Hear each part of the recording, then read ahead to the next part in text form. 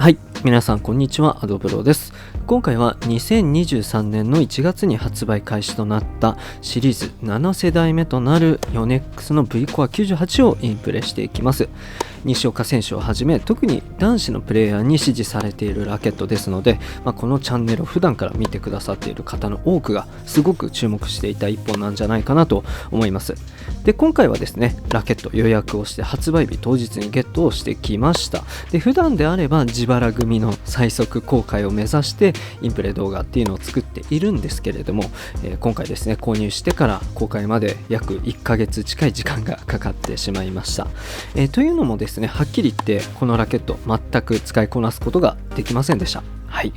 感触が合わない上に、一緒に打ってた人にですね、V コアの時のショットいまいちだったねって言われちゃうぐらい合いませんでした。はい、で、そこから繰り返し使えば多少改善されるかなと思って何回かトライしてきていたので、実際に動画にするまでにこれだけ時間がかかってしまったというような感じになっております。はい、なので今回はいつものように打球感や性能などをインプレさせていただきつつ、なんで僕には合わなかったのか、使いこなせなかったのかっていう点についても深掘りをしていきたいと思っています。なのでこの V コア98気になっているけど合うかどうか不安という人はですね、今回のこの動画をですね、ヒントというか反面教師としてご活用していただけたらなと思います。それでは始めていきましょう。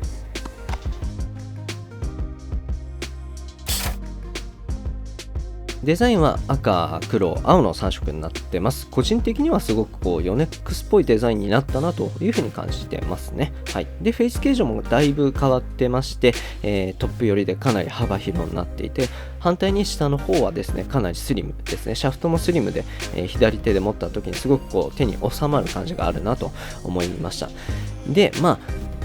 そうですね、すごく軟式のラケットっぽいシルエットになったなというのが正直な感想ですね。はい、でスペックはこちらですね。基本的には前作を踏襲しています。98平方インチの 305g、 バランスが315で、厚さ、フレームの厚さのところがトップがですね 23mm になっていまして、前作よりも厚みが出てますね。フェイス形状に合わせてですね、トップ寄りでよりパワーを出していこうという、そういう意図なんじゃないかなと思います。で、ストリングパターンが 16×19 で長さが27インチ、グリップサイズは国内では2と3の展開になっているようです。で、いつもお世話になっているライズテニスサービスさんで計測してもらいまして、RH に関して言うと63、スイングウェイトは280ということでした。数値的には若干ローパワー気味なんじゃないかなというような印象ですね。で、ちなみにテニスウェアハウスの数値も参考にさせていただいたんですが、まず RH は62となっていました。ほぼほぼ同じ結果ですね。で、前作の2021年モデルが RA66 というふうに表記されていましたので、かなりね、しなやか方向に変わったんじゃないかなと思います。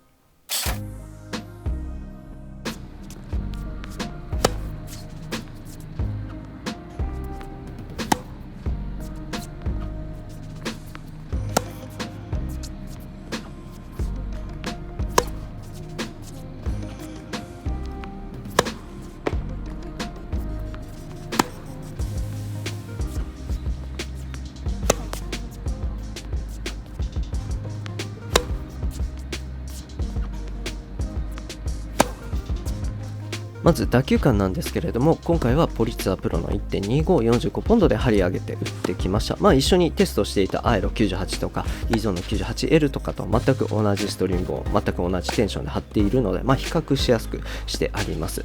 で、結論から言うとかなり柔らかかったですね。はい、アイロ98とかも結構柔らかく感じたんですけれども、同等以上の柔らかさっていうのがあったんじゃないかなと思います。で、僕自身はこれまで V コアの98で言うと XI2018 年モデル、2021年モデルと、打ったことがあったんですが、今回の V コア98が、ダントツで柔らかかったなというふうに感じてます。で、V コアっていうと割とかっちりしたフィーリングのラケットで、その合成からスピードだったりとかスピンとかっていうのを引き出すタイプかなと思ってたんですけれども、全然変わってるなと思いますね。はい、で、E ゾーン98とその RH とかも割かし近くて、打球感どうなの、近いんじゃないのっていうふうに質問もされたりしたんですけれども、V コアの方がねちゃっとしたその粘り気のある柔らかい打球感っていう感じでしたね。で E ゾーンの方がもっとドライというか乾いた感触があって球離れがいいような感じっていうのはありました。なのでスペック的には近いんですけれども感触が結構違うなという感じでしたね。はい、ただこの柔らかさを感じられるのはやっぱりフレームのトップの方だけかなと思います。手元寄りで当ててしまうと急に食いつきっていうのが失われてしまってちょっとこうすっ飛んでいってしまうような感覚にはなりましたね。はい、でもともとヨネックスのユーザーであればですねそこまで苦戦はしないのかなと思うんですが、特にその他のブランドの、楕円形のフェイスとかっていうのを使っていらっしゃった方からすると移行する場合に、結構苦労するんじゃないかなと思います。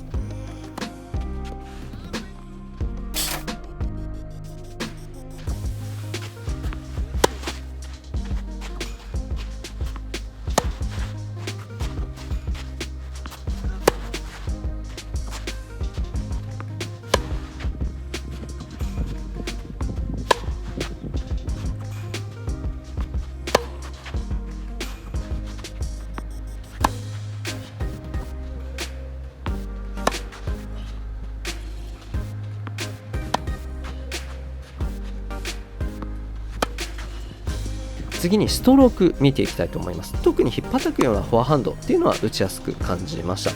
擦るようなスピンっていうよりも熱い当たりで捉えるドライブ系のショットに向いてるっていうような感じでしたね。で弾道の調整はそこそこしやすく感じました。結構ピッチも広いですし、先端寄りで幅広になっているっていうこともあって弾道を持ち上げたりとか、高さを出したりとかっていうのもやりやすく感じました。結構スピンのバリエーションっていうのは出しやすいんじゃないかなと思いますね。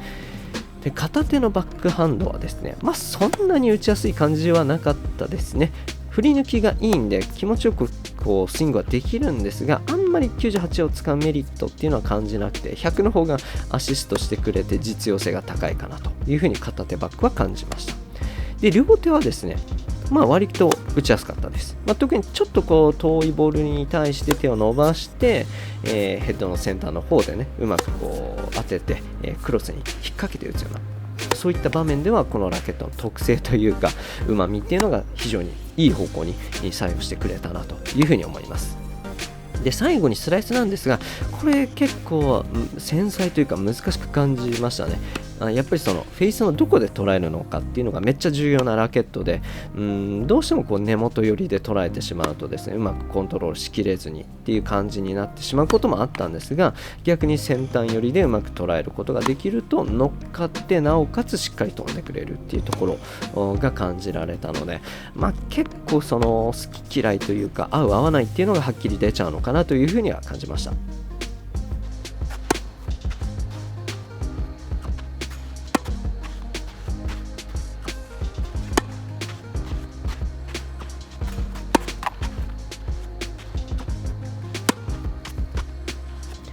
で次にボレーですね。これめっちゃ苦労しました。取り回しが悪いとかラケットのパワーが足りないとかっていうことは全然ないんですけど、やっぱりあんまりボレーって先端で打たないので、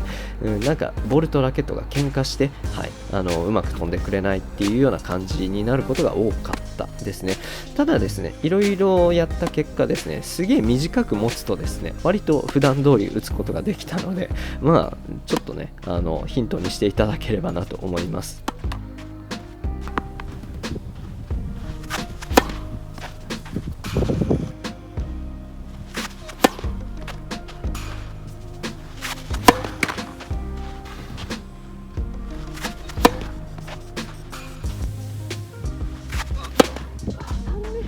で最後にサーブですね、100の時と同じで割とそのフルスイングしてスピードを出そうとした時の、打ち応えというか感触っていうのは悪くなかったですね。わりかしスピードも出てくれるかなとは思います。で特にそのフィジカルの強い男性とか気に入る感触になってるんじゃないかなとは思いますね。で回転系も悪くはないと思います。E ゾーン98と比べれば明らかにその力を回転に変換しやすくなってると思います。ただやっぱりここでも先端寄りでこうヒットさせるっていう必要はあるのでちょっとコツがいるのかなっていう気はしました。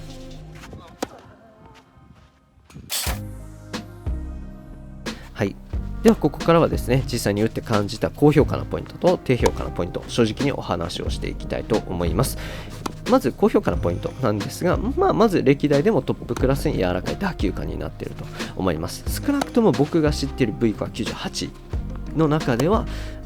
一番柔らかいかなと思いますね。で、続いて振り抜きの良さですね。100もそうなんですけど、空気抵抗すごい少ないと思います。正面圧とかっていうのもかなり薄く設計されているので、ビュンビュン振っていって気持ちいいラケットじゃないかなと思います。そして弾道の調整のしやすさですね。ピッチの広さだったりとか、トップ側で幅広になっているっていうところもあって、引っ掛けて持ち上げたりとか、いろいろ調整はしやすくなっていると思います。一方で、低評価に感じたポイントですね。まずはですね、打球感にちょっと芯を感じにくいところはあったかなと思います。ヨネックスらしい、昔のヨネックスらしいっちゃヨネックスらしいのかなっていう気もするんですが、ちょっと緩いスイングですね、になると若干その不安定に感じてしまう人もいるんじゃないかなと。ちょっとだるく感じる場合もあるんじゃないかなとは思います。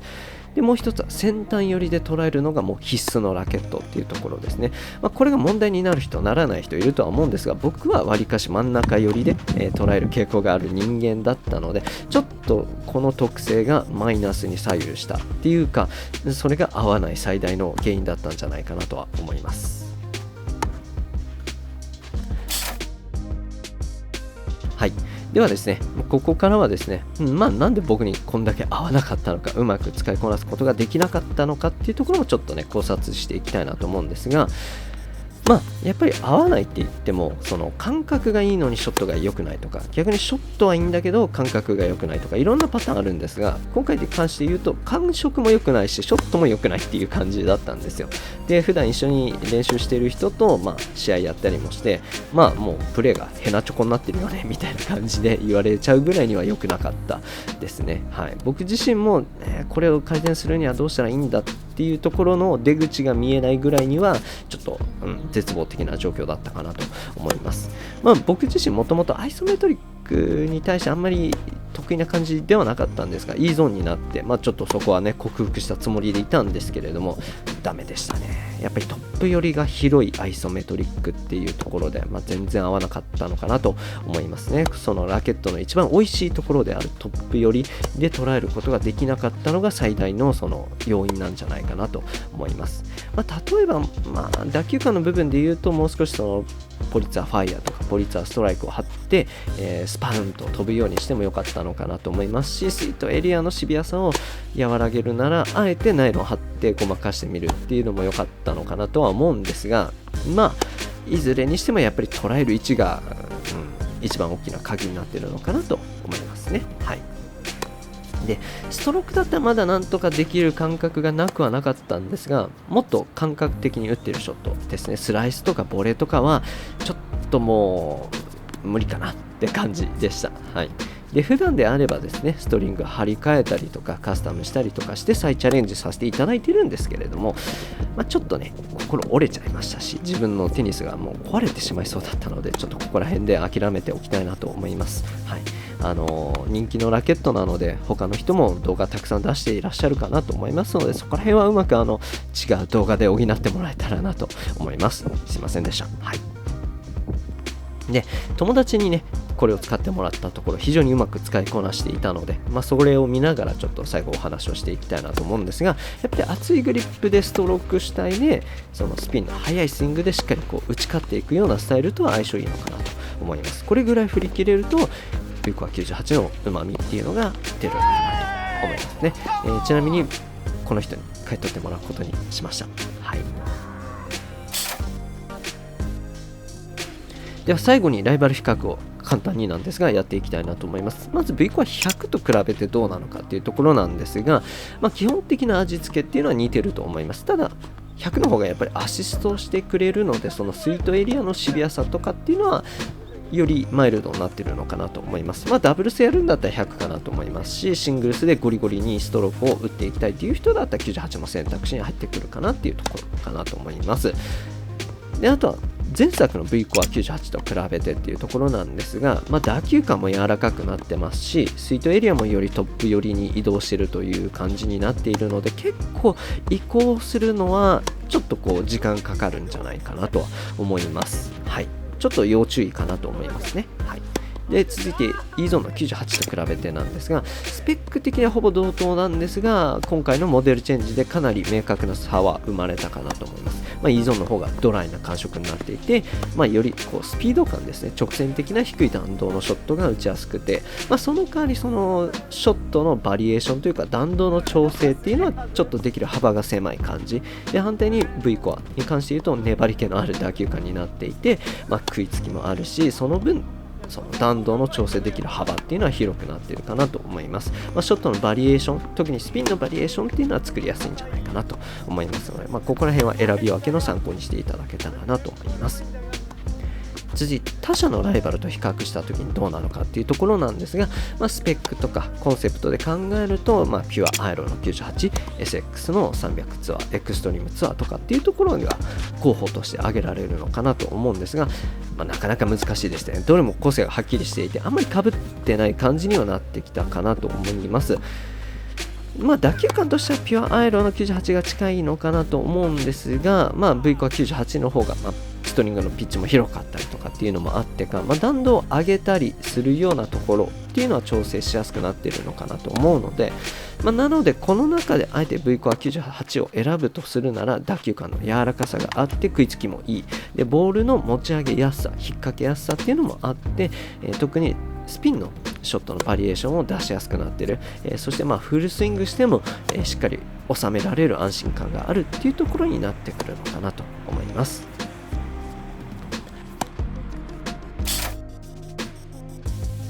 はい、ということで今回はですね、ヨネックスの V コア98をインプレさせていただきました。正直僕はね、全然好きじゃなかったし、全然合ってなかったなと思います。ブログで、あったりとか YouTube であったりとかっていうのを始めてからですね、いろいろ打ってきたんですが、なかなかこの合わなかった度合いで言うとですね、歴代のトップ3には入ってしまうんじゃないかなというような具合になっております。はい。で、人気のラケットの方が意外と僕あんまり好みじゃないっていうところもあったりするので、その意味では今回の V コア98もよく売れるんだろうなとは予想しています。はい。で、ここははっきり言っておきたいなと思うんですが、今回いろいろね、僕には合わなかったと、うまく打てなかったっていう話はしてるんですが、これってラケット自体の良し悪しっていうことではなくて、その使い手とね、どれだけ相性がいいのか悪いのかっていうところの話になってくると思いますので、はい、別にラケットを非難したいとかっていうわけじゃないし、ラケットが、なんか完成度が悪いよとかっていう話ではないので、そこら辺は繰り返し言っておきたいなと思います。ただ僕と同じような属性の方にとっては合わないっていうリスクもありますので、今回も正直に動画でお話をさせていただきましたので、そこら辺は参考にしていただければなと思います。本当にいろんなご意見あると思います。ぜひ思ったこととか、気になったことはコメントしていっていただけると嬉しいです。本当に僕のね、技量の問題もあるとは思うんですけれども、今回の動画もですね、ラケット選びの一つのヒントとして、ご活用していただけたら幸いだなというところです。今回の動画以上です。それでは。